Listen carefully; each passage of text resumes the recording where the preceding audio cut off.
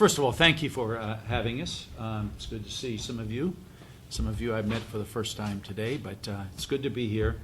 I do want the endorsement of the Cleveland Plain Dealer for this Senate seat. I'm running for this Senate seat because I think I bring a set of values and a set of experiences that will enable me to be a strong advocate for the people of Ohio in the Senate. I believe that the economy is out of whack, that people have worked really hard. They've created wealth. Productivity has increased. But I think more and more Ohioans and Americans are feeling as if they're not really benefiting from the hard work that they've put in. And I think that needs to be changed. I'm also running because I don't think that the current Senator, Rob Portman, is adequately representing Ohio. I think he has been somewhat disingenuous in his presentation to the people of Ohio. You may have received some 14 press releases from him prior to the passage of the omnibus bill, where he claimed credit for money for Lake Erie, for NASA Glen, for the uranium enrichment plant in Piketon, Ohio, for cleaning up blight in our neighborhoods. And yet when it came time to vote on that omnibus bill, he voted no. And yet he continues to travel around Ohio touting what he accomplished in the omnibus bill. But there are other differences as well. He's against raising the minimum wage. I'm for it. He's against pay equity. I'm for pay equity. He has voted to begin the privatization of Social Security. I oppose that. He wants to voucherize Medicare, according to his vote on the Ryan budget. I'm opposed to that. He interfered with our most sensitive negotiations when we were negotiating with Iran, and he committed what I think was a shameful act when he signed that letter to the Ayatollah Khomeini in an attempt to, I think, embarrass the president and undercut our relationships. There are many differences between Senator Portman and myself, and that's why I'm running for this office, because I think I will be a better representative for the people than he is. Yeah, well, first of all, thank you all for having all three of us in today. It's good to be here with both Ted and Kelly. A handful of reasons why I'm running for this and why I think I'm the right person, and also why I'd be honored to earn the endorsement of the Plain Dealer. First of all, I mean, I do think we are at a place in our politics, a place in the country, where there's such an overwhelming sentiment that Washington is broken. And it's going to take new voices and new leaders stepping up to meet the challenges of the day. The reality is, I think if people are looking for more of the same, Ted Strickland and Rob Portman are probably going to be more in line of what they're looking for. I think I can be a new voice and a new leader that can help, lead Ohio into the future. I also am proud to sit before you today as the highest vote getter in one of the three biggest cities in the state, and to have a record of accomplishment at the local level. So, I think in contrast to the gridlock, the dysfunction, people's feelings of frustration with the many ways in which Washington isn't working, isn't getting things done for everyday Ohioans, in my city, I feel like we can say, government is working. The city's on the rise. The city's on the move. Things we've been able to do to make improvements in our education system, ways we've been able to modernize government with more technology, bringing good-paying jobs to the city of Cincinnati. So I think it represents a pretty sharp contrast between the brokenness, the dysfunction in Washington, and a place where government's actually working. And as I've said all around the state, I have genuine appreciation for Governor Strickland's past service to the state. But between him and Rob Portman, they've spent nearly 4 decades in Washington, and I don't think that's what we need more of at this juncture. While there are a lot of differences between myself and Rob Portman, and we've highlighted those, you all have gotten our correspondence for more than a year now, we're obviously here in the context of a Democratic primary, and I don't think that anybody that wants to run to be the Democratic nominee for the United States Senate should shy away from standing side by side with your opponents and articulating differences on the issues that you have there. And I've made no secret of the fact that I think Ted Strickland's record on guns over the course of his entire career has been very out of step, both with where we need to go in terms of policy and what Ohioans and Democratic voters are looking for. I want someone that's going to be bold when it comes to climate change. We published in the pages of this very newspaper a plan for taking steps to preserve Lake Erie. I came out strongly against the Keystone Pipeline deal. Governor Strickland's line was, it's too divisive, it doesn't affect Ohio, so I'm staying out of it. I don't think that's what Democrats are looking for from their next United States Senator. And I guess one final thing I want to say, because I think it's right to draw a contrast in the context of a primary. I don't want Ohio's next United States Senator to be someone where we have to wait for them to get it right on defining issues of the day, where we have to wait, years or even decades for them to evolve. And, better late than never. But, even when it came to LGBT stuff, you voted in favor of don't ask, don't tell. When you were in Congress, you voted in favor of subsidies for big oil and big coal. Even just, during a handful of your latter years in Congress, you had a 50% rating or lower from NARAL. So, look, I want somebody who on a lot of the defining issues of our day isn't going to take time to get to the right place. I want someone who's going to be right from the get-go. I think I can be that person for the state of Ohio. I'd like to thank you all for taking out the time to invite me to Cleveland and to have me be a part of this endorsement interview. It does mean a lot to me. In terms of why I am running or who I am, let me tell you who I am. I'm Kelli Prather. I am a minority business owner. I'm an occupational therapist, and I essentially represent what's missing, what has been missing in the United States Senate from day one. We've never had a female, and we've never had an African-American senator to represent Ohio. In my opinion, in Ohio, one of the main problems is it's plagued by institutionalized racism. I am a social justice and civil rights activist. I stand on the front lines whenever we have incidents of senseless acts of violence. During 2001, when a young man by the name of Timothy Thomas was murdered by Cincinnati police officers, I was on the front lines calming the unrest in addition to fighting for justice for the citizens. A lot of the citizens who were murdered leading up to Timothy Thomas's murder in 2001, they were my friends. One of them was my family member. And so in terms of criminal justice and prison reform, I am a staunch supporter of criminal justice and prison reform. I am from the inner city of Cincinnati. I am a first-generation college graduate. I've been termed the child turned woman of democracy. I'm the ideal candidate for this position because, again, I represent what's missing in Congress. Loretta Lynch, U.S. Attorney General Loretta Lynch is calling for community-style policing. I work collaboratively with police officials. I have a good relationship with Chief Elliot Isaac, the current police chief of the city of Cincinnati, and I had a very close relationship with Jeffrey Blackwell because Jeffrey Blackwell was on the front lines in Cincinnati calling for unrest and doing a lot of community outreach, which was in line with Loretta Lynch, our U.S. Attorney General. As a healthcare provider, what I bring to the table is I want to address the health disparities. Unfortunately, within the past week, I've had 2 of my friends die of cancer. Unfortunately, our healthcare system is broken. I am a staunch supporter of the Affordable Care Act. Just to tell you a little bit about myself, I'm essentially the sacrificial lamb in my family. And the reason I say that is because I have 12 sisters. I have 7 sisters and 4 brothers. I come from a family of 12. And when my parents were together, my dad worked in the steel mill and foundry industry. And that's during the time when we had lifetime maximums for health insurance. My parents had to separate because I was the sick child. There's a sick child in every family. I was that sick child, and so my dad's employer would not cover my insurance or my hospital bills. So they essentially had to break up so that I could be taken care of, so that I could get health care services. And for that reason, I support the Affordable Care Act. If the Affordable Care Act was around back then, my parents could have stayed together, and it reigns true today. We want to make sure that we have universal health coverage so that families can stay together. I think the gentleman, PG specifically, Councilmember Sittenfeld specifically, told you about what's wrong with Ted Strickland and Rob Portman, so I don't have to talk about the candidates. I don't talk about history because, I know it's important to know our history, otherwise it's deemed to repeat itself. But I want to focus on what I bring to the United States Senate. So as a healthcare provider, I bring personal and professional experience in the healthcare arena. I've taken care of a parent who has Alzheimer's.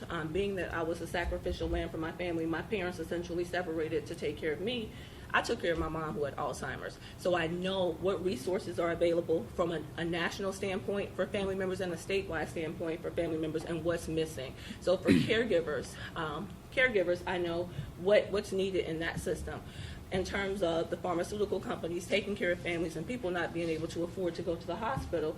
And then medication. I have customers or patients who can't even afford their medication. They have to take the time to either pay for medication or pay for food.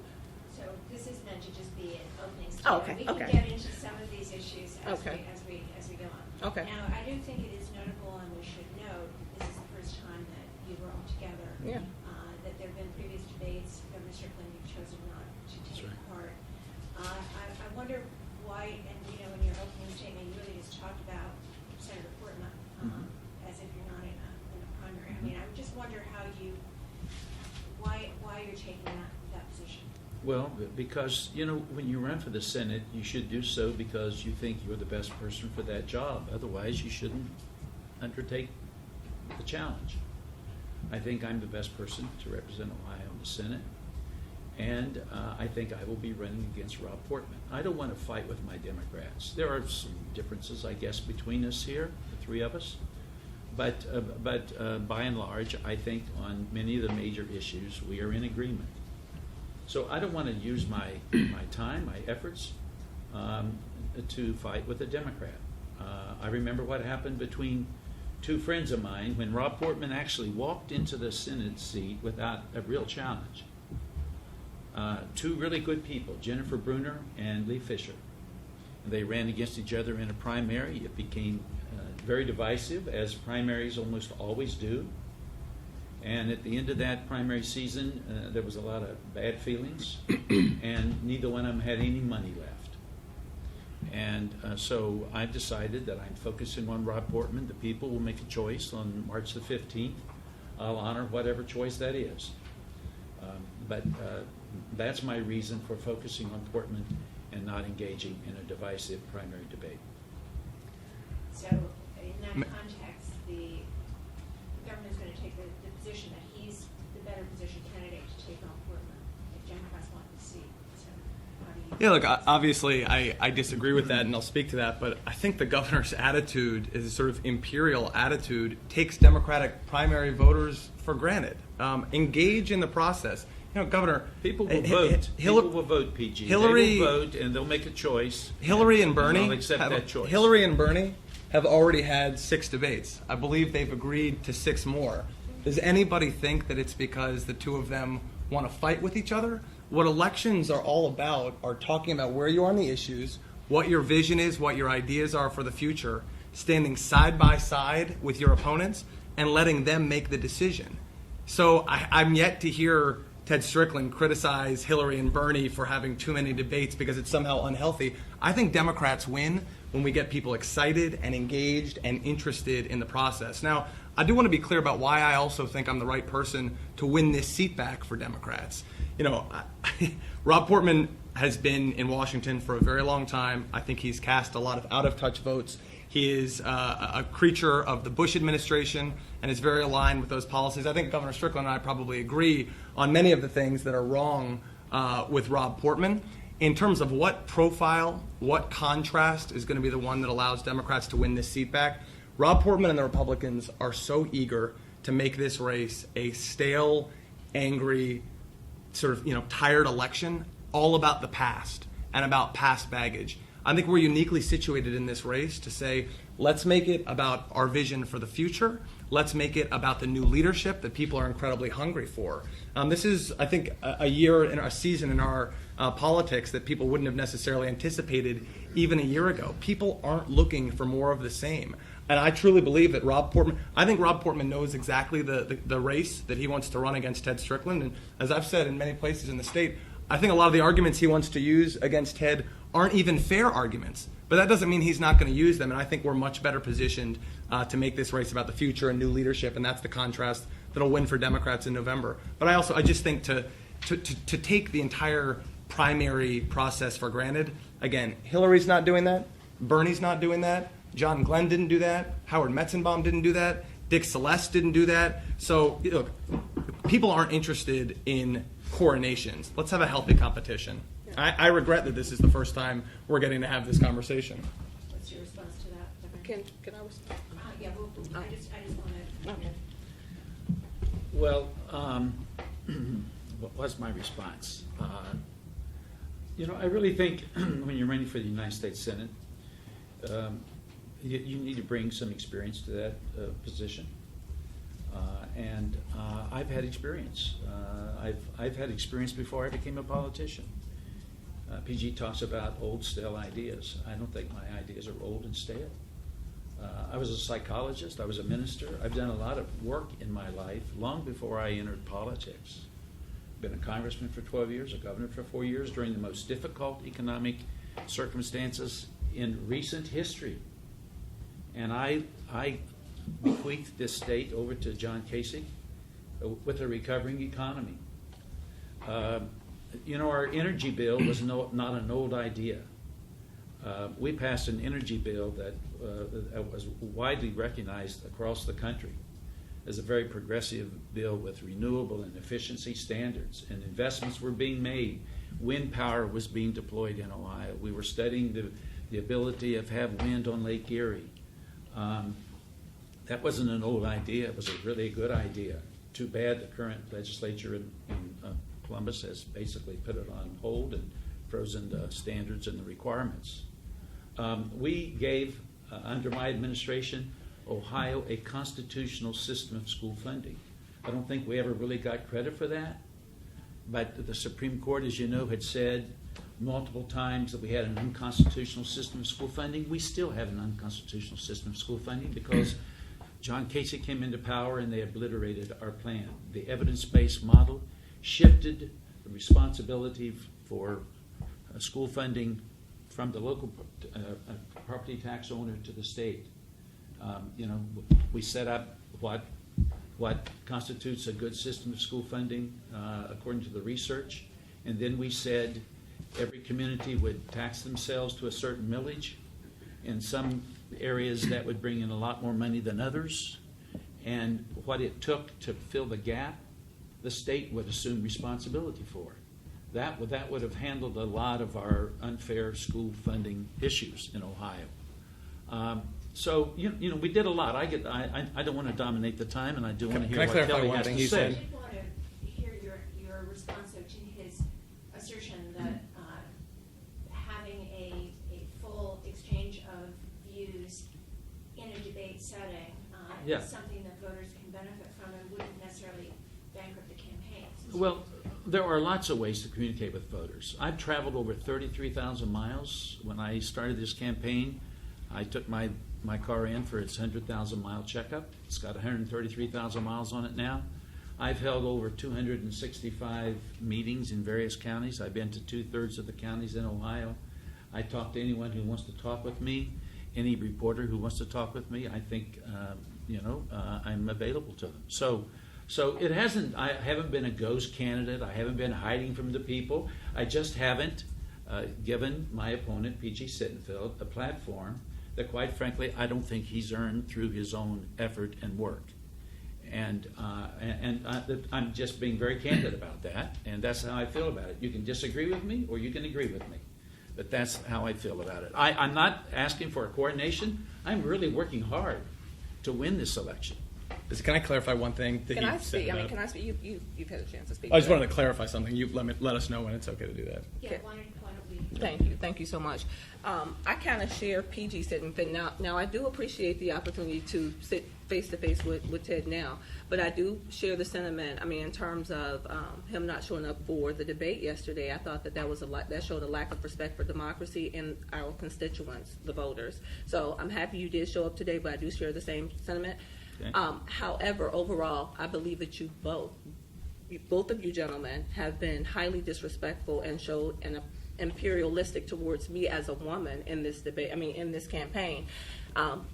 Ted, you have pretty much ruled PG out. You've ruled me out as a potential candidate. Now, I don't know when you became aware, but when the ballots were sent out from the Secretary of State, that you were definitely aware of it. PG, you're definitely showing the same type of mentality or the same type of approach as you're treating me the same way that he has treated you. I enjoyed our debate yesterday. You enjoyed our debate, but prior to that, I mean, your focus is on Ted Strickland and Rob Portman as if Kelli Prather is not a viable candidate. And it just speaks to the fact that overall, men don't see women it speaks to how you gentlemen feel about women overall. It's like you're psychologically conditioned to believe that we're less than, and I am a viable candidate. The fact that I've spent $4,500 on my campaign to date, a little more since I traveled to Cleveland now, out of my pocket. I don't have a super PAC behind me, and I pride myself, and I'm neck and neck with my opponent, pg-sittenfeld, and I'm scaling up in the polls as compared to you. It speaks to the fact that people are sick and tired of politics as usual. In terms of, hold on for a second, in terms of you being the same, I believe that it's time for fresh energy in the Senate.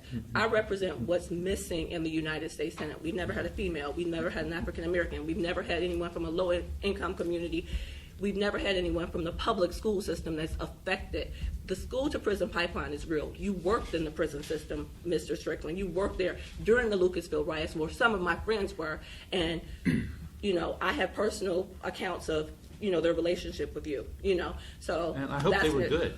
Some of them were good, but some of them were not so good. But we'll hold off on that. In terms of as far as you are concerned, I do respect the fact that you do have experience as a governor. However, you had 39,000+ employees when you were governor, and we lost 400,000 jobs when you were governor of the state of Ohio. We lost approximately 400,000 jobs. Some of those jobs, some of my friends and family members lost their jobs, and they lost their homes as a result of it. And then PG, I do respect the fact that you've been on city council for 2 terms, but there has been nothing substantial, not one initiative that's substantial that I can sit here and give you praise on. So the fact that you were the highest vote getter, to me, that means nothing, because you can get votes based on popularity. This is not a popularity contest. This is where we're talking about lives. We're talking about people's lives and implementing laws that's going to be effective and change the quality of life. And so, that's just my spin on it. Yeah, when did you come back to Cincinnati? I've been back in Cincinnati since January of 2014, but I've always been a resident. I've always come back. I only ask because if I can respond to a couple things. One, whether it's educational initiatives that are literally being adopted in places like New York and Philadelphia, a model for foreclosure stabilization, my own involvement in our police community relation reforms, major overhauls in bringing innovation and technology into government. A lot of it's happened after 2014 when you got back, but also I've been busy the entire time I've been at City Hall. So I'm very proud of many substantive accomplishments. I did want to clarify a couple things that Ted mentioned earlier. First of all, I think you were using language that I didn't use. What I said is that Rob Portman wants to make this race about the past, because I think that's the only way that he wins. And I think he is better able to do that running against you than he is running against me. Second thing, when it comes to your attitude toward primaries, this is a pretty dramatic shift from a primary you were very involved in 2008. You seem to think that a robust, competitive, energized primary and letting it go forward and letting it unfold was a very good thing when the president and Hillary Clinton were running against each other at the time. And then just a final thing. If the governor is sitting here and saying he has a lot of experience, and as I've seen you say in other places, judge him by his record, then why should Democratic primary voters not judge you by your record on guns? A 20-year record with an A+ rating from the NRA, votes against every background check that was ever put before him, votes against the assault weapons ban, even voting against requiring child safety locks on handguns. So if indeed you mean what you say, that everyone should judge you by your record, why is that not fair when it comes to guns as well? I'll answer that, PG. I've never said that my record is not fair game and that people should not judge me by my record. Obviously, I would never say that. I want to speak to something you said, Kelly. Okay. You talked about going to a public school when you talked about growing up in a poor family. I did as well. Okay. And when I was governor, 50% of my cabinet were women, 50%. I had African Americans in my cabinet. I had a lesbian woman in my cabinet. I had a very diverse cabinet. When I had a chance to appoint people to the judiciary, and I did as governor, Right. I appointed young black female women to the Right. judiciary. I appointed an open lesbian woman to the judiciary. I believe in inclusion, and I've tried to live my life that way. Okay. And quite frankly, I didn't know you, Right. and I wasn't aware that you were running until fairly recently. Okay. But the points you bring up are valid points. The points that PG brings up, I'm not. People will make a choice. they'll look at the three of us, and I think all three of us probably have strengths, and Right. I imagine all Right. three of us have some weaknesses as Right. well. And I But the could- people will make a decision, and when PG says that I'm wanting to be coordinated, I'm really working hard. I don't know how hard you're working, PG, but I'm really Very. working. I'm really working hard. I'm traveling this state, and I'm reaching out to people, and I'm talking about issues that I think are important. Right. And I can appreciate the fact that you had a diverse cabinet. I can appreciate that. But no one would ever understand the experience of the inner city low-income family or the African American unless you've lived that experience. And but I thank agree you so with you. much for, having a culture or facilitating a culture of inclusiveness. I value inclusiveness. I value diversity. I lived in New York, as PG was trying to allude to. I lived in New York for 9 years, where I have a professional corporation, and I wanted to bring the democracy of New York back to Ohio and encourage minority business ownership across the board. Unfortunately, again, every system is plagued by institutionalized racism, and low-income families and African American businesses, black businesses, don't get a fair shot at the resources, and I take issue with that. I take issue with the elected officials who are sitting in office saying what they're going to do. Well, if you're going to do it, why hasn't it been done? We talked about yesterday during the debate that it was the 50th anniversary of the death of Malcolm X, and I also brought Martin Luther King, and they said, well, from a civil rights standpoint, how do you think that they would fare with that, or how would that fare with them? I said they would be appalled. The state of our nation speaks to the fact that we have clear racial divides that need to be addressed, because and given the fact that they have not been addressed wherever, that should speak to your candidacy. That also speaks to your candidacy, PG, and you talk a lot about education. I mean, I've worked in the education system. I understand that you have the initiative. I'm not sure what it is, but It's a great initiative. I'd be happy to you share have the more. initiative. I mean, from what I understand, is basically what took place or what was initiated 10 years ago, and you kind of piggybacked off of it. But I also have 100 nieces and nephews. I literally have 100 nieces and nephews in the school system, and I know what's offered in the school system, and nothing substantial. There's no after-school programs that they actively engage in. When we talk about the census acts of violence, generally with the census acts of violence, what happens is an idle mind is a devil's workshop. They don't have anything to do. They don't have any money. So there's a direct link between the economy and census acts of violence. I talked about the fact that I was on the front lines when we were being subjected to police brutality, or actually we're still being subjected to police brutality. Give that child something to do. Give the children something to do. So whatever you're doing in the education system is not being effective. Yesterday you presented Cincinnati as this model city. Now in 2001 we were listed in Cincinnati as the #1 city to live in Ohio. Today we're more like 11 or 12. So city council, you're doing as a city with a city council, and I'm not just saying you, they're doing a piss poor job, and something needs to happen. And I would be embarrassed to say I'm even a part of that. So that's my take on that. I do want to go back to the guns issue, though, for Sure. a moment, because PG has pulled out this radio interview Sure. that you did at a Sure. time when you were portraying that you'd already changed your position because of the Newtown massacre. But in that radio interview, you were very clear, and you even had an opportunity to back off of what you told to a caller, that you still were, a strong advocate of, basically unrestricted gun ownership, Well, as you portrayed it. Not unrestricted, and has my position changed over time? It has. Can people criticize me for that? Absolutely. You're not going to find me out there saying my records with guns is not a legitimate. It's one of many issues that people will look at and make a decision about me and about this race and so on and so forth. But my position has changed. I do believe that we need comprehensive background checks, and I do believe, there are certain common sense things. That doesn't mean that I don't believe in the Second Amendment, and it doesn't mean that everything that's being proposed in terms of gun control is something that I think is feasible and workable. On that radio program, this guy was kind of accusing me of not being where I was, and I was clarifying for him. Yes, I supported him. I supported or I opposed the crime bill that had the background check in it, and at the time I said I opposed it primarily because of the assault weapon ban. But there were a lot of other things. And the Brady bill. Yes, but that crime bill was one of the worst pieces of legislation that's been passed in decades, in my judgment.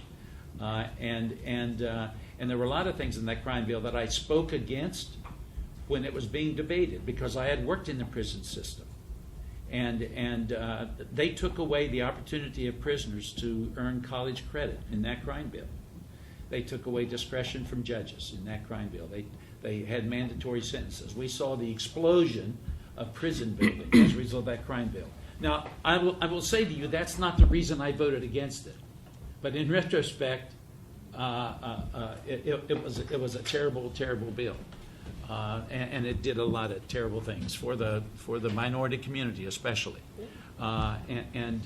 So, okay, I represented an Appalachian district. I had a record when it came to gun issues. After I left the governor's office, I dropped my membership with the NRA about 5 or 6 years ago. I did a lot of things. Let me tell you one of the things I did. At the Center for American Progress, which, as you know, is a progressive think tank, President Obama nominated a man to be Surgeon General of this country, Dr. Vivek. He was an Indian American by heritage. The NRA strongly opposed his confirmation. I really believe that the work that I and my staff at the Center for American Progress did resulted in his ultimate confirmation. He invited me to his swearing in. So, yeah, my record is mixed and spotty, and I can be criticized for that. That's Governor, may I? When you on that radio program, you held up your vote in favor or against the assault weapons ban as an example of you being in real time, current day situation. You're asked about your position Yes. on guns, and you emphasized your vote against the assault weapons ban as an example of you being a Yes. Second Amendment supporter. Well, so and how I just does that reconcile with your current position on guns? Please clearly state. what Well, your I position just, is on guns. I just said that I owned that vote, and I did vote against the assault weapon ban. But the assault weapon ban, in my judgment, is not one of the things that can have a meaningful, measurable effect on gun violence in this country. Most of the anti-gun groups today are not emphasizing assault weapons. They're emphasizing background checks. They're emphasizing things like the no-fly list and the terrorist watch list, and they understand that we had the assault weapon ban for 10 years or so, and to my knowledge, there was no measurable effect because the definition of assault weapon was so nebulous, and guns were being modified in ways that this was an assault weapon and this did not classify itself as an assault weapon. And I think most people believe that particular aspect of gun legislation was not effective. Betsy, can I? So Well, why do you hold that up, though, as an example of you supporting gun rights? In the present, in modern day, you hold that vote up as an example of you supporting gun rights. If it wasn't effective, why do you proudly point to that vote? Because he was specifically challenging me for that particular vote. I just want to say this is about a lot more than just an assault weapons ban. And again, this is a record. Plenty of people disagree with my position as a staunch advocate in favor of gun reform and gun safety. But it's not just about background checks.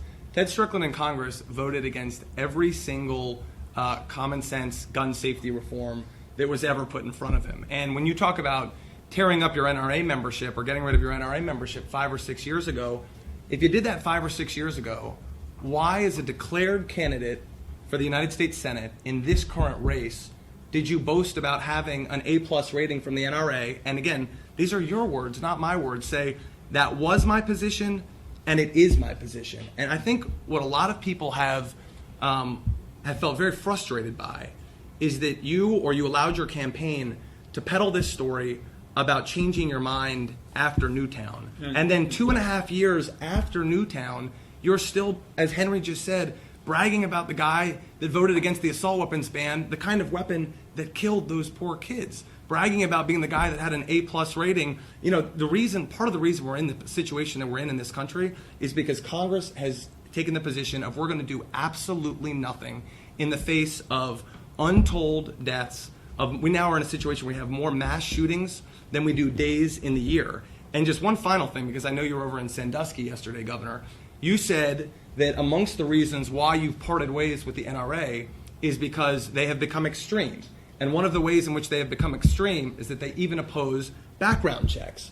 Why is it extreme that the NRA opposes background checks now, but it wasn't extreme that you voted against every single background check for your entire career? Can I speak to the assault rifles ban? I think it's a fair question. I think I'm still a little confused. One of the reasons I brought this up is that, it is unclear to me what your actual position is. And we've been talking about it now for quite some time, Yeah. and I'm still confused Yeah. about what your current position Okay. is. My current position is that I support comprehensive background checks. I have said that if an assault weapon ban is written in a way that I think it is effective and enforceable, I would support such an assault weapon ban. I don't think that's been done at this point. I also have changed my position on the so-called immunity issue, and let me explain why I changed my position on that.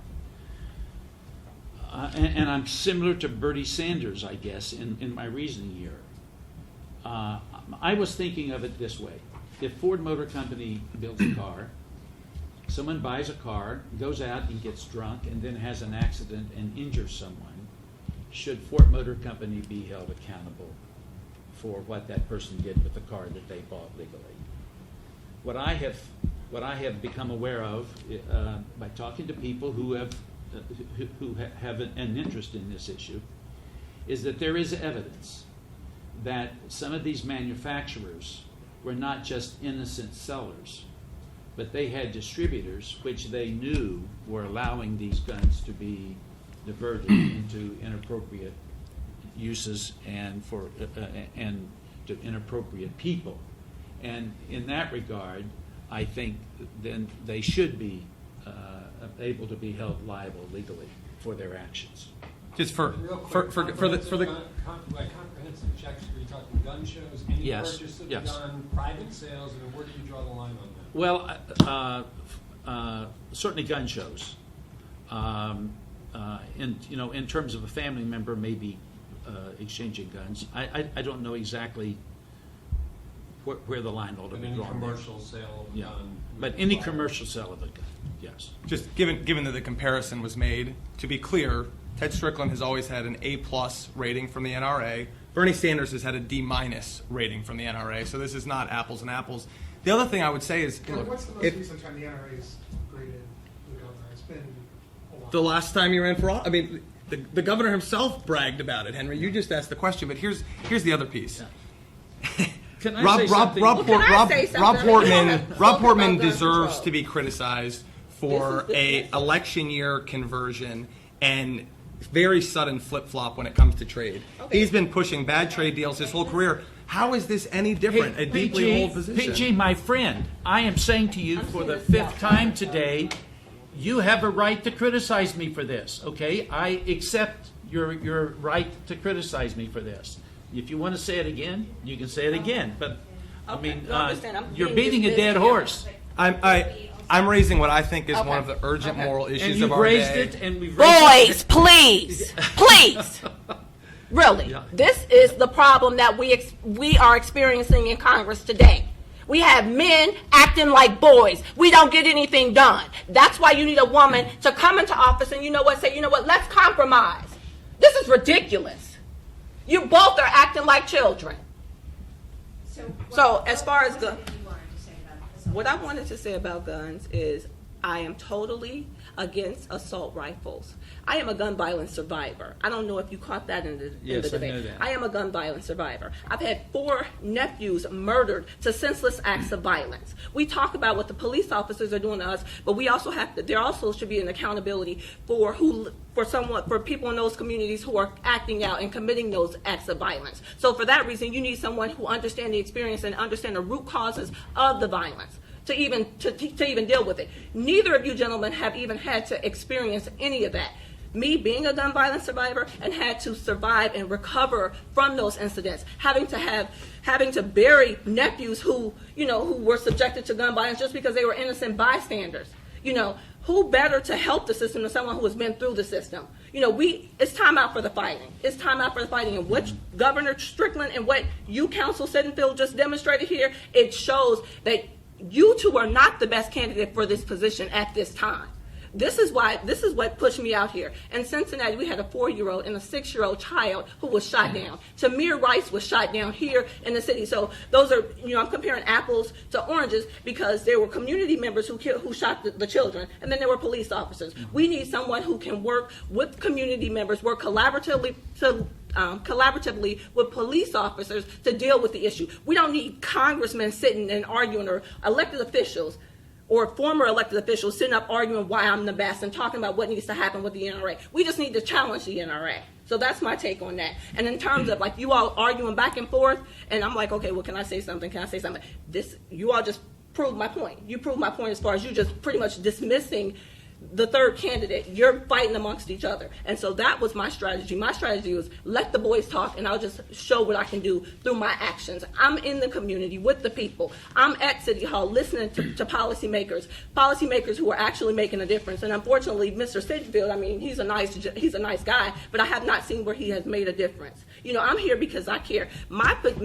This race for me is not about a position. It's not about a title. It's because I want to create laws that's going to help the community, that's going to create equality and justice, and actually going to make a difference. You all have not, neither of you gentlemen have made a difference in my opinion. And so that's the difference. That's what makes me the best candidate, because I have personal, professional, and political experience in the political arena behind the scenes. I've worked behind the scenes in politics for the past 25 years, and I know what goes into each and every system, from healthcare, public safety, education, and economic inclusion, being a minority business owner. So I know, and what you all just sat here, what you demonstrated was, it was embarrassing. You from elected officials, it was embarrassing. I yesterday told Ms. Prather I very much appreciate anybody who steps up to run for office, and I appreciate your commitment to public service. I do think that Ted and I were having a spirited debate about what I think is one of the most urgent moral issues of our day. And just to come back, and it wasn't particularly angry. And I agree with you. Just to come back to one thing, though, Ted, I'm not looking for you to give permission that this is something that it's fair to criticize. What I want, because I think you know this, I think I should be our next United States Senator. I think I can serve the people of the state best. If Ted prevails or if Kelli prevails, I think either of them would be a whole lot better than Rob Portman. But what I want when it comes to the gun issue is somebody whose vote is rock solid, and I don't have to worry about them wavering or going back to how they used to be. So I want somebody who, whether it's an assault weapons ban or background checks or new innovative things that we've talked about, micro-stamping ammunition. Mike, I don't want to criticize you for criticizing for the sake of doing it. I want someone whose vote I can count on. I guess I would just like to say that there's more involved in a Senate seat than one issue. Absolutely. And there are a lot of things. We've talked about guns. I've tried to own my record. Does anyone have any question about that? I've said I can be criticized. If someone chooses to criticize me for it, I accept that. I'm not going to say you're being unfair to me. But there are other issues as well, big issues. There are environmental issues, there are energy issues, there's war and peace issues, and so guns are important. Violence is important. It's one of many important issues. I did want to put another issue on the table, and that is, Governor, were you to prevail in the primary and then knock out Senator Portman, you'd be 75 years old taking office, and the Senate is a place where seniority does matter, so you wouldn't really have the opportunity to necessarily acquire that seniority on behalf of the state of Ohio. PG, you're trying to go from to a Senate seat. And Kelli Prather, you mentioned a lot She's of the right age. I'm the perfect age. Important sort of street level issues that maybe are, maybe better approached from a council perspective. So I wonder if you can all offer from your personal perspective why you think your experience and your position in life would justify a Senate job. Let me start with, I'll start. Again, I've worked behind the scenes since high school, since right out of high school in politics. In 1994, I was actively engaged in the community, and in 1994, then President Bill Clinton listed me as one of the world's emerging leaders. In 1997, I was instrumental in bringing Dr. Ron Wright, the first African-American president, to the Cincinnati State community. And then in 1999, I was listed as, well, actually, there was a namesake award in my honor. It's the Kelli Prather Courage Award for the work that I was doing in the political arena behind the scenes and in the civic and in academia. So I do have a lot of history, and I'm not a showboat. I'm not one to just jump in and, again, this is not about a position or a title for me. Had I ran for city council in 1994, I could have probably been the mayor because I was actively involved with the homeless coalition, with domestic violence, with rape survivors. Right after high school, I was doing that. But again, I never aspired to be an elected official. However, in the current social climate, we need people who have worked behind the scenes and who knows the politics behind every issue to deal with it. Again, I talked about right after high school, I thought about, do I want to do, where do I want to take my career? And my mom developed Alzheimer's disease. So instead of running for political office or even being more involved politically, I took care of my mom. And that proved to be an invaluable issue with the current state of our health care. It gave me an opportunity to, for one, work as an occupational therapist in healthcare and be a primary caregiver and understand what's missing in healthcare. From a public safety standpoint, it gave me an opportunity to just be amongst the people. From an education standpoint, I've taught college. I'm a minority business owner. I've taught college. I'm an occupational therapist. I worked as an OT in the school system, so I know the politics behind the school. So again, my goal was not to be in the forefront. Unlike pg-Sittenfeld, he prides himself on being the youngest city council member, and now he wants to be the youngest senator, and eventually, like within the next 4 to 8 years, he'll be running for the president of the United States. He's a jumper, and this is about a title and a position for him. This is about a passion for me. I feel that I'm being led at this point to run as a federal legislator because we've never had a female, and we've never had an African American in that position for Ohio, and that explains a lot. That explains why we're subjected to the institutionalized racism and the laws are not geared towards African Americans. Now, mind you, as a civil rights activist, I value diversity, I support diversity, and I want to make sure that I protect the rights of all citizens. I have friends and family members who are lesbian and gay, so of course I love them and I want to make sure that we protect their rights, that marriage equality stays intact. I want to support them. I have family members who who just have alternative lifestyles that the regular politicians wouldn't even respect. In terms of the prison population, I support criminal justice reform and prison reform. I have family members who are incarcerated. I'm totally against the mass incarceration or, in fact, the excessive incarceration rates. I'm a product of that era where we had the initial failed war on drugs. I know how drugs got into our communities, how young black boys and young Latino boys were able to make money with the drugs. They started having children all over the place. They were pulled out of the community, and now our family structures are just destroyed. We have single moms, and a lot of them are my friends. I thank God that I didn't end up like that because I could have. If it were not for services like Planned Parenthood, where I could go get contraceptives, then I would probably have children that, out of wedlock or something along those lines. And then in terms of public safety, I work collaboratively with the police department. So for the most part, I feel that, you talked about Governor Strickland's age. I believe that he is a career politician, and for him, this may be a way to fund his retirement system. And as far as Councilmember Sittenfeld is concerned, he's aspiring to be a career politician. Again, he talked about, I talked about the fact that he wants to go from from council to Senate, then he's going to be president. That's not what we need. We don't need the same standard status quo politicians who keep giving the same sellout rhetoric, and they know the lingo. But You've diagnosed them. Yes. Maybe let's hear from them and hear what they have to say. Well, I just to clear this up with this group, I have no intention of running for president, and I hope in 4 years I'm helping reelect a Democratic president. Look, one of the fundamental questions that voters and editorial boards all across Ohio are going to be asking themselves is, what's needed in this moment? Is it more of the same? Is it more of what's gotten us the mess and the dysfunction currently in Washington? Or is it people that can bring fresh perspectives and champion new ideas? And I think this is a really important point to make. I take public service very seriously. Some of you know this. One of my last sort of life decisions before coming back to Ohio after finishing graduate school was turning down a job at Google and a career unfolding there, because I thought I had a skill set and I had a passion and I had an energy that would be useful in the public sector. That's why I first got involved in education, an education initiative and education reforms in Cincinnati that have made a huge difference. And Kelly, I'd love to take you to visit some of our schools anytime you want. It's why I did decide at a young age that I had something to offer at City Hall in Cincinnati, and why I can sit here before you today after the last 5 years and say, absolutely, I have a record of accomplishment there. But so much of where we are in this moment is, do we want change? Or do we want more of the same? I haven't spent decades in Washington. Organizations like the NRA haven't been sort of sinking their talons into me. So one other thing I would just want to say relative to age, something that I have never, look, age is a number, right? It should be about the freshness and the merit of your ideas. So I think people want to use my age against me. Some people, I'm sure mostly Republicans, want to try and use the governor's age against him. But, God willing, if we can win this seat, I look forward to serving the state of Ohio for a long time to come on these issues. Exactly. And one final thing, actually, Betsy, if I may, just for historical context, you already know this, but one state to our north, not too long ago, retired Senator Levin, went from the Detroit City Council to the United States Senate.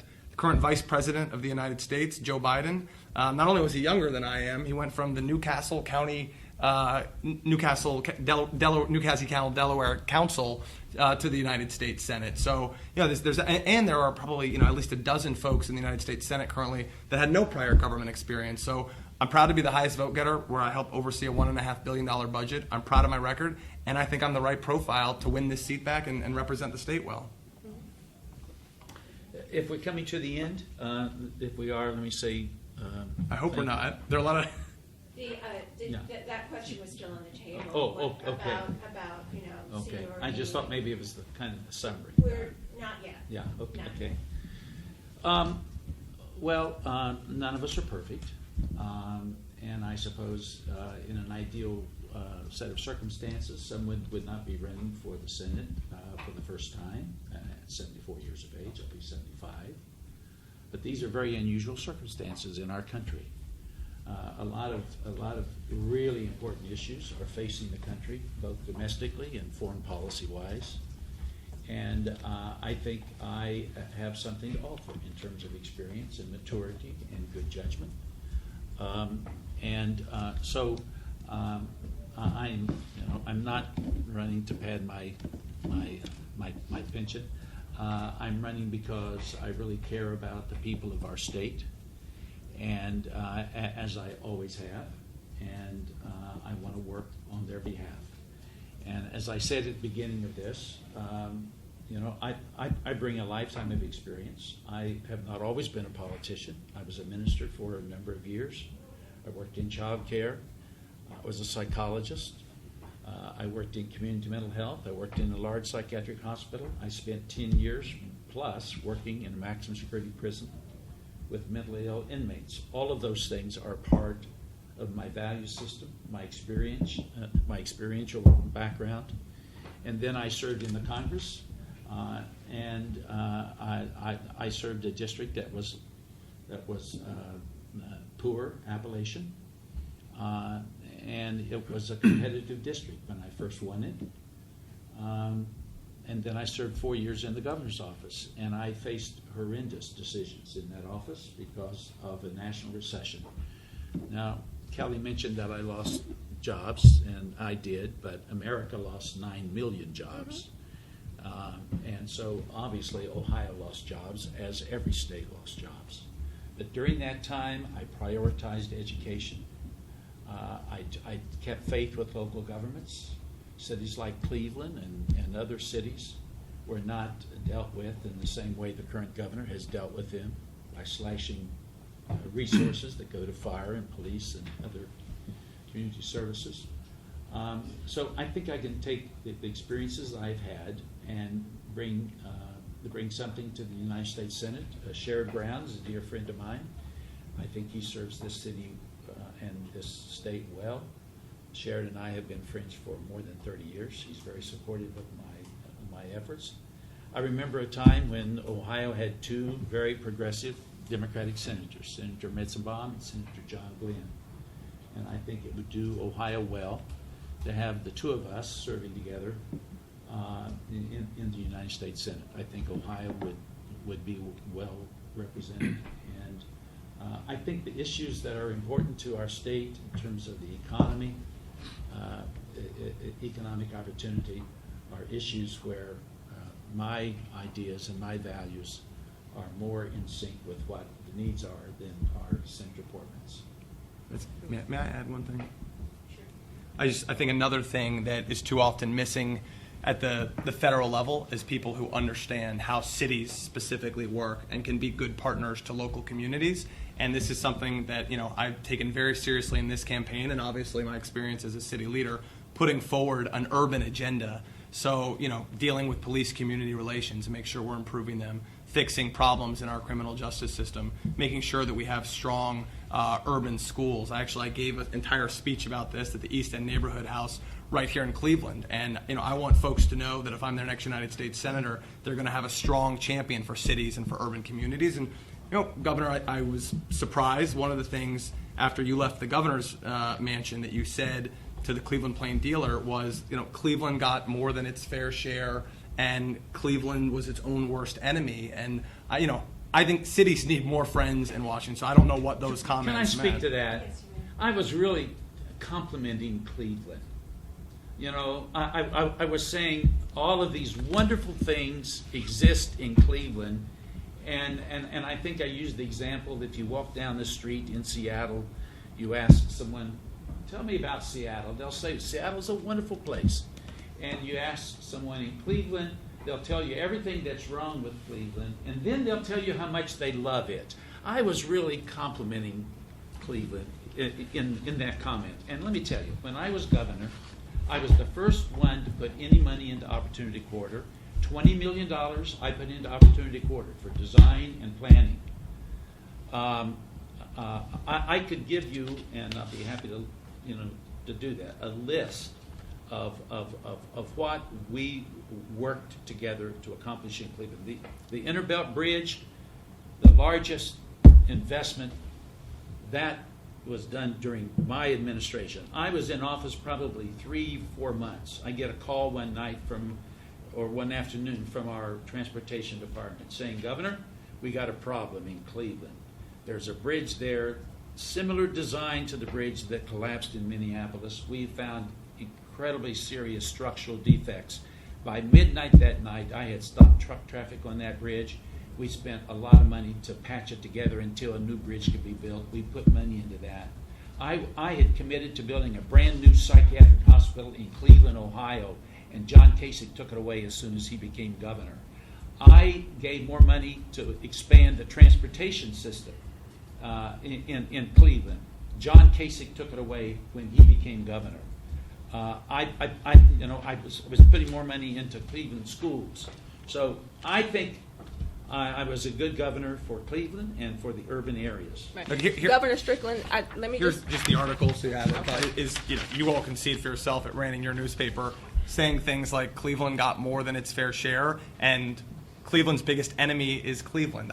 I don't know what those quotes mean. Governor Strickland, let me just say that It's from the Cleveland Plain Dealer. I can appreciate the fact that you did work you mentioned that you worked in a state mental health facility. My first job in occupational therapy was at Summer Behavioral Health Care. I worked with men who were not guilty by reason of insanity or incompetence to stand trial. I know that Council Member Sittenfeld talks about his initiative, his Let's Move initiative. I mean, I developed exercise programs on a state level as well. So I do value what you brought to the mental health arena, because I believe what's missing or what's lacking in nationwide is mental health services. So I am a huge advocate for mental health services. If you think about in Cincinnati just recently, we had over 60 children taken to the hospital because suicide is an issue. A lot of times we talk about gun violence, but the number one reason for homicide is suicide is the number one death rate, and that's not publicized. And so what I bring to the table is I specialize in mental health services, suicide prevention, things like that. So I can appreciate that.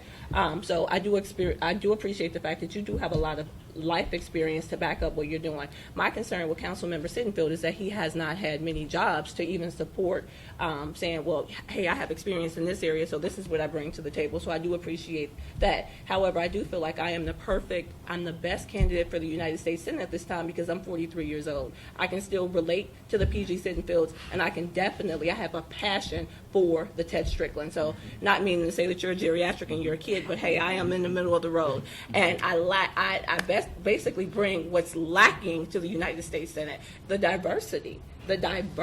We've never had a woman, and we've never had an African American, so we need someone who can speak from those populations, especially with the defunding of Planned Parenthood, especially with the fact that civil rights is high on the totem pole, social justice is high on the totem pole. I believe we need prison reform. I have family members in prison.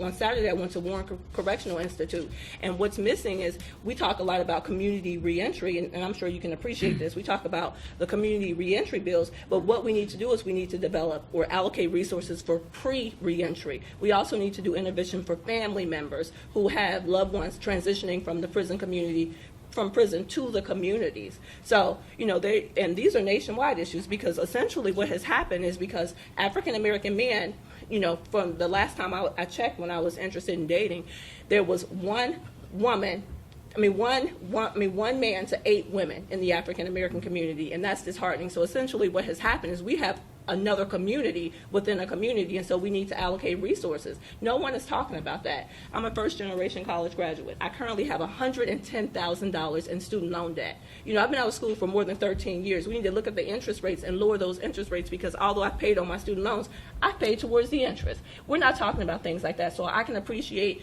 your positions, your policies, but we also need to look at meeting the basic needs of families. So we're running short. Okay. Can I ask, Yes. other than the gun issue, is there any other policy issue that you have different approaches on that you disagree on? You clearly disagree on Question to me? guns. Well, all of you. You're all coming in here and you're speaking the same language about your approach. For voters trying to differentiate, what are your other differences in your approach to policy, not in your backgrounds, not in your experience, not in what you do? Yeah, if either you want to go first, but absolutely. I'd encourage everybody, visit our website, pg-sittenfeld.com. There's a wealth of information, but, differences that I've highlighted, when it comes to gun safety, absolutely. When it comes to, being bold, tackling climate change, again, the governor on one of the major issues of the day, the Keystone Pipeline, you said it was too divisive and it doesn't affect Ohio. Absolutely, climate change affects Ohio. And if you're going to be in the United States Senate, you need to take an issue on that. I disagree with Ted Strickland's role in unraveling a campaign for paid sick days when he was governor. I want to speak to that. Let me, if I can just finish. I disagree with his vote to repeal Glass-Steagall. I think we need to reinstate a 21st century Glass-Steagall to make sure that excessive risks don't continue to be taken on Wall Street. And even just a handful of days ago, again, your very own newspaper, the headline of an article was Ted Strickland waffles on confirming anti-abortion nominee. I do have a handful of litmus tests when it comes to, obviously, they need to be eminently qualified. Their values need to be within the mainstream, but I would never support a Supreme Court justice who wanted to overturn Roe v. Wade. I wouldn't support a Supreme Court justice who wanted to reverse the progress we've made around marriage equality. I wouldn't support a justice who believed that money equals speech. So, there are 5 incredibly substantive things, but as I said too, I'm glad that you have evolved in certain directions over time, but I want Ohio's next United States Senator on some of the defining issues of our day to be right from the start and not to have to evolve. Gosh, you said so many things there. There's one I wanted to respond to specifically. Paid sick days. Paid sick days. I stood with SEIU, the promoter of that initiative. We held a joint press conference, and we committed ourselves to a federal paid sick leave program.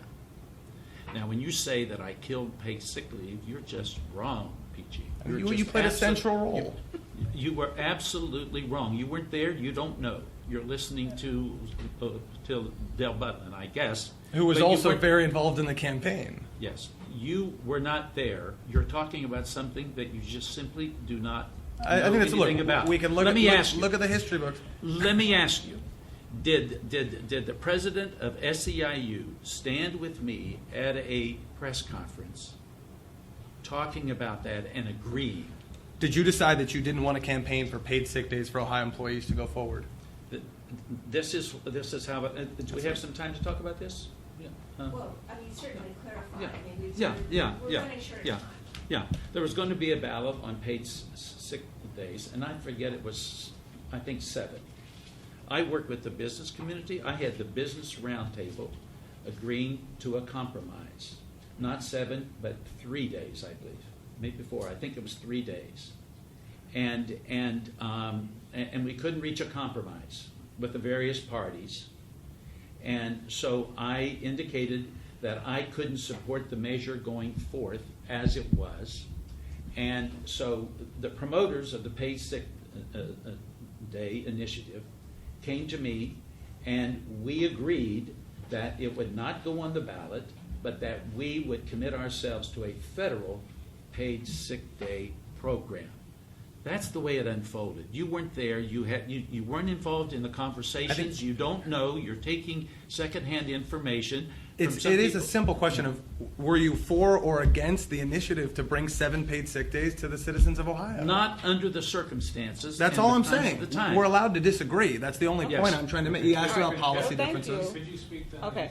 I think what I bring to the table is the fact that I am a social justice and civil rights activist, and one thing that neither Governor Strickland nor Councilmember Sittenfeld would dare address is prosecutor misconduct. The fact that we need to hold everyone accountable. I think that we need to look at the patterns of, because institutionalized racism and because we have excessive or mass incarceration rates, I think we need to look at the system and what's flawed in the system. And if that means holding elected officials or prosecutors, mayors, accountable, we need to do that. So that's what I bring. I also bring a fresh face. I mean, just the voice of the community that's been disproportionately disenfranchised. Again, I mean, I'm from the inner city, the public school system. Every system within the system is broken. I've been affected by those systems or someone I'm really close to. So that's the difference between me and the other candidates. So in terms of like most of the policies, the standard status quo policies, we agree on those things. They're still fighting about those things, but I think it's about meeting the basic needs of humans, or creating laws that's going to affect the humans. And I believe that I have the potential to make Ohio the model state for other states within the country. So that's the difference. The halt on Syrian refugees, it's another place where we disagree. I mean, the point is there are a lot of incredibly I didn't say important issues. halt Syrian refugees. What'd you say? You use your words carefully. What'd you say? I said a temporary pause. Okay, I think A that's temporary wrong to say to pause. refugee community, orphans and widows who are trying to flee, the barbaric thugs of ISIS. If terrorists PG, a terrorists temporary- aren't coming into this country as under the refugee program, I think a temporary halt. I think that was wrong too. Okay, halt. I shouldn't have used that word, but a temporary. No, a temporary pause. I said a temporary What is that, pause, for how long? Thinking weeks, not years or months. And that just made sense. We were facing circumstances at the time that need to be clarified. The primary responsibility that I would feel as a senator is to keep America safe. And it is true that there have been situations where terrorists were using the refugee program as a method of trying to get into a country. I want us to bring in refugees. I absolutely do. I just want us to make sure that when we bring them in, that they have been thoroughly vetted. That's what I was saying. I would hope that you would have the same approach. Well, my approach would be we have an incredibly thorough multi-agency vetting process. It's been well documented that if you're a terrorist, you are not trying to get in under refugee status. So I think for you to, whatever the duration was, try and shut the door in the face of Syrian refugees is wrong. And if those that are most concerned about protecting the American people would look at the visa waiver program, where folks from more than 30 countries can get in and stay for 90 days with almost no vetting. And I've called for the That's what it shutting should down be. of the Okay, waiver can I- visa program. Can I add something about the program. terrorists? I think Yes. that a lot of times we stereotype individuals like the Muslims, the Muslim community, they're being stereotyped as terrorists. I think that that's discriminatory, and I think we should be careful. While we focus on terrorists from other countries, we also need to look at the terrorists in the inland terrorists, Absolutely. the corrupt police officers. Now, I have some police officers who I love dearly. I have family members who are police officers, but we need to look at the police officers who are feel like it's okay to kill young black men and young black women and young black children because there will be no indictment. We need to look at that. We also need to look at the terrorists inside of our communities who have access to the guns. I can go right up to exit 29 off of I-75 and purchase a gun with no background check. I walked in and they said, hey, pick whatever color you want. They had pink guns if I wanted a gun, and I think that that's something that we need to address. So while we're talking about terrorism, let's talk about the problems here at home. We focus too much on other countries. I do want to make sure that our borders are safe, but we need to focus on home and meeting our basic needs here at home. Let's focus on that. That's not something that you all have to think about. I can appreciate the fact that you come from Appalachia territory, but your experience in that low-income community would never compare to the inner-city experience, the urban experience. Being that I did live in New York for a while, I know what it's like there. I was also here in Ohio, so I do have that experience, and unfortunately, I'm proud of it. But I mean, we have disparities, we have issues that we need to address, and unfortunately, the politicians who I know of have not addressed some of the major issues. That makes me the best candidate for this position. On that, how much foreign policy experience do each of the three of you have, and how much on-the-job learning would you have to do about issues like Syria, China, Russia? Well, I lived in New York for 9 years, and when I was there, I worked within a Jewish community. A lot of my friends are Russian. I have friends from China. So in terms of personal interaction with individuals from other parts of the world, and I do have friends from the West Indies. So in terms of their experience, yesterday during the debate, what I talked about is immigration reform. I have friends who were born in other countries and they came here and they went to school here, but they cannot get citizenship. So we need to streamline the citizenship process in addition to knowing who's here, what they're doing here. We need to, that's why immigration reform is also important. And in terms of strengthening the economy, you have tax-paying citizens if you make them citizens. So I have personal experience with immigration reform. So just because I haven't implemented a policy doesn't mean that I think that my personal experience is more valuable. Jeremy, I think I've developed a fluency around foreign policy issues, and I'll look to continue to work with experts here in Ohio and across the country to continue on that. Obviously, as you know, I haven't served in Congress, so in terms of being on certain committees, it's not there. But look, I also back in 2008, I think you probably saw Ted Strickland criticize Barack Obama for a lack of experience, right? So much of it is judgment, right? Do you do your homework? Do you seek out people who have expertise in areas that you don't, and then do you arrive at thoughtful conclusions? That's what I'll absolutely always do as a United States Senator. On the flip side, experience isn't always necessarily a good thing. Rob Portman has a lot of experience. Ted, I'm sure you would agree with this. It's not the good kind, right? Alignment with the Bush cabinet administration, a lot of out-of-touch votes. So, and when think about foreign policy, who had more foreign policy experience than Dick Cheney and Donald Rumsfeld, who helped lead us into one of the worst foreign policy decisions in the history of the country? So, look, I haven't, having not been in Congress, in terms of that form of experience, it's not there, but I do think the judgment and the fluency is. Well, we have very complex international issues to deal with. And I could go back and talk about my vote against the Iraq War, but I think it's the most important vote I ever cast while I've been in public office. But the situation we face today, I think, is in very large part a result of that action that was taken when we invaded Iraq. But we've got to deal with what we have to deal with now. I am opposed to continuing a war that's gone on for 14 years in terms of our involvement with soldiers. I don't like to talk about boots on the ground. What we're talking about are living human beings, our soldiers, 1% of the American population. is serving in the military, protecting all the rest of us.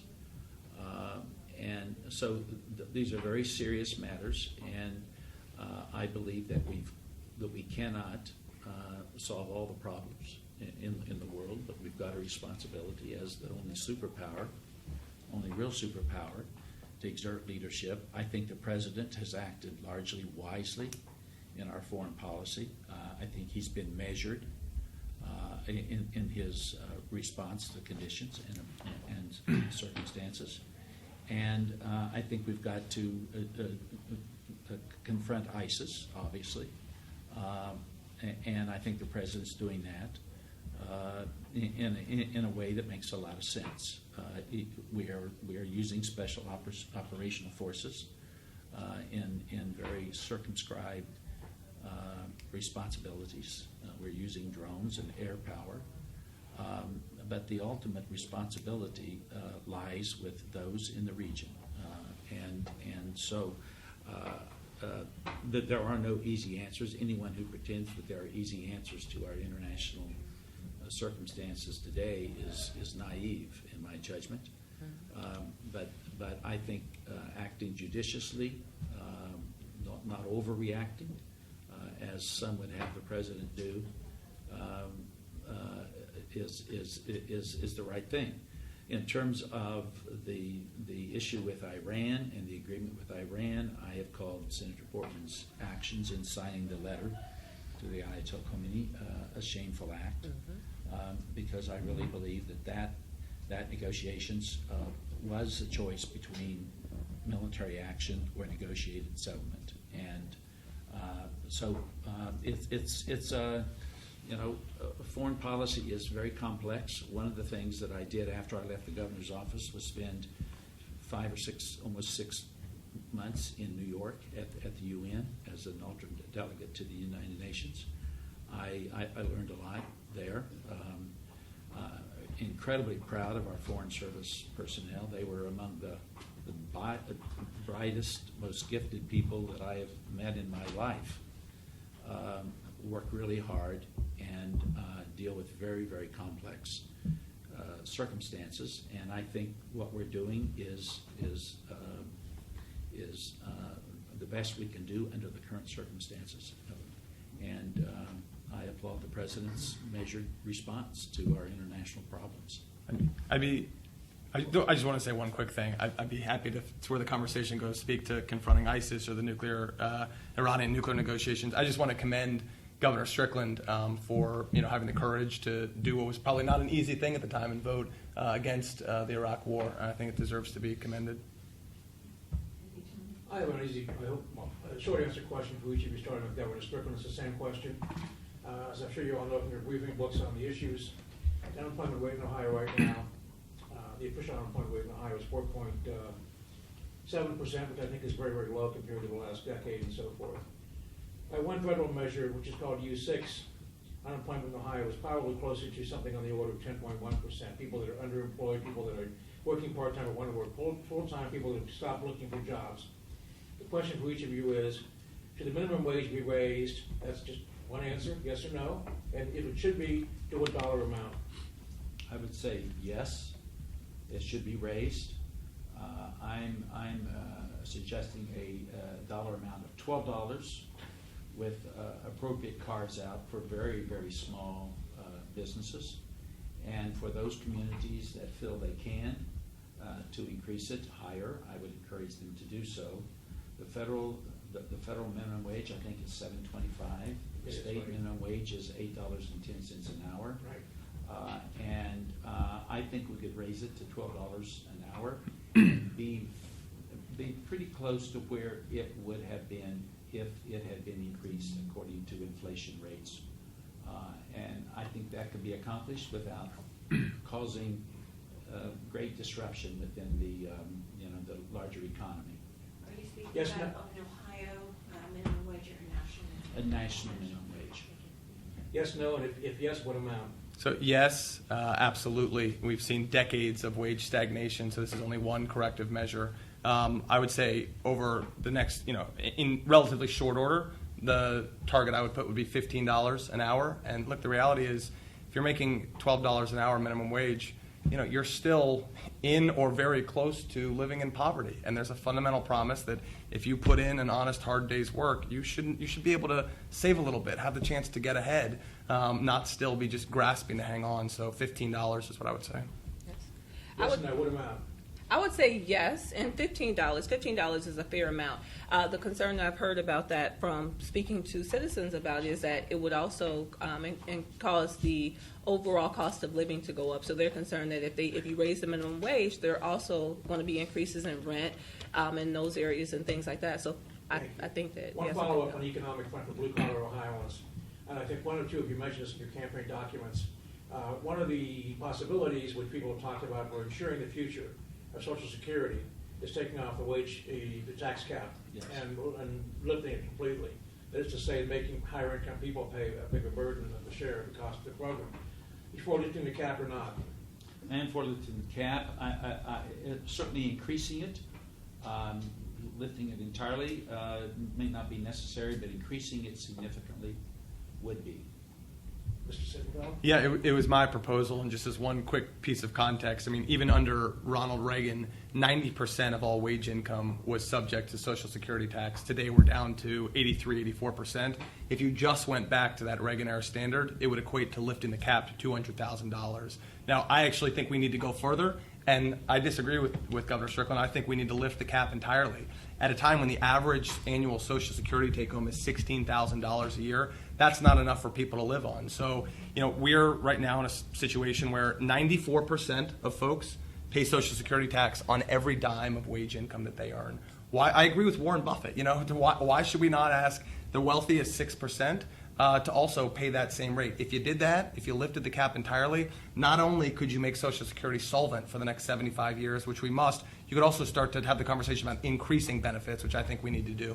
Yes, ma'am. Well, both of their positions sound good, but I am in total support of, yes, I am in support of raising the cap. I have friends and family members. I have patients who receive Medicare benefits, and I also have family members who are on Social Security disability, and I understand that their standard of living is far below what it would be if we increased the cap and gave them raises. As a matter of fact, a gentleman just contacted me a couple days ago and said, I can't live because we didn't get a wage increase this year, so I do totally support it. Thank you. You're welcome. Well, I want to thank you all for a long you. conversation. Yes. It's time to wrap up. Okay. We're going to go in reverse order. If you could be even briefer than your opening statement, just about It a may be minute, difficult. Yeah, I'm minute just and a joking. half, That's that fine. would be great. Okay. Come in. Yes. Well, again, I thank you all for taking the time to listen to my platform. One thing that I did not mention is that I did grow up in public housing in Cincinnati. So one position that I differ on with these gentlemen is I've worked intricately with the Department of Housing and Urban Development. So that's something that I want to look at from on a nationwide scale. But I believe I am the highest or the best qualified candidate for this position because I'm 43 years old. I can relate to the elderly population as well as children, and I've worked intricately with both populations. I don't think that being a civil rights activist, I don't believe that there's a chain of command that you have to follow in terms of where you start. And being that I will be the first female and the first African American senator for Ohio, that federal point is the starting point based on my professional, personal, and my life experience. So I try to say a whole lot in a short period of time, but that's why I would be the best candidate. Yeah. Let me just reiterate my thanks to all of you for taking the time to have a substantive conversation. I do lament that we couldn't have had more conversations like this one. I don't think it's an unhealthy thing for the process. I think talking about, and yes, even disagreeing about really important issues, that's what elections are all about. And I can tell you that having now been in this race for more than a year, I'm incredibly proud that I don't think anyone can say that we haven't run the most substantive campaign. Not only has it been substantive, it's been forward-looking, it's been progressive. We've taken and owned bold ideas. We've put out bold proposals. We kicked off this campaign with a plan for reducing the crushing burden of student loan debt. We've embraced a forward-looking vision when it comes to dealing with climate change. I would say more than any Senate candidate in the entire country. We've talked about concrete, specific proposals for ending the epidemic of gun violence in our community. So folks can always learn more at pg-sittenfeld.com. And look, as a pragmatic point, and with great respect for both of the other people in this race, I do believe I'm the right person to run against Rob Portman and win this seat back in the general election. Again, we're at a moment in our politics where there's an appetite for fresh voices and new leaders and not more of the same. I think that's the contrast by which we can win. And look, I hope to make everyone that's invested and supported my candidacy proud on March 15th, again on November 8th, but most importantly, as their next United States Senator. So, and I wouldn't want it to go unsaid, just as it's always important to ask for someone's vote. I've spent a lot of time in Cuyahoga County. I've developed wonderful relationships. I'm actually getting ready to soon marry a woman with deep Cleveland roots, and I've eaten at, Corky and Lenny's and pierogies at Sokolowski's, and, benefited from the wisdom of everyone from Congressman Stokes before he passed away to Reverend Moss more recently. And, Cleveland will have a friend, pg-Sittenfeld as their next United States Senator. And as part of that, I would be honored, and I think it would make a meaningful difference to earn the endorsement of the plain dealer. So thank you all again. Well, also thank you for this time. To my two worthy opponents, thank you. Thank you. I find myself agreeing with you a lot, Kelly. Thank you. And I think some of our backgrounds are maybe more similar than you I agree. understand. The Senate's an important seat, and the decisions that are going to be made in the next months and years in this country are very important decisions. With all due respect to PG, I really don't think the Senate should be a person's first full-time job. And the One, fact it is- wouldn't, and two, would you have said the same thing to Joe Biden, Ted? Well, we're not talking about Joe Biden. That was a long time ago. We're talking about the here and now. And I think you made the fact same is, criticism of Barack Obama in 2008. Barack Obama had served in the state Senate But and a United States Senator before running for president. I don't mean that to be, maybe I do, critical. Well, it's just not accurate but, that it would be. Well, people could judge. They can look at the resume. But the fact is that I'm running for this seat, I think, for the right reasons. If I win it, I'm going to work my heart out to make sure that I do the right thing for the people of Ohio. I would really value this newspaper's endorsement. I don't know that I'll get it, but I would value it, and I do thank you for the chance to come and talk with you. Yeah, one thing I didn't say is that I would value this newspaper's endorsement too. I mean, this journey has been wonderful for me, and it just reiterates the need to have a God-fearing woman who basically will align herself with in a political position, but also people of faith. So just having this experience and just this opportunity is wonderful, and I am essentially what's needed in the country just to be a change agent, a compromiser.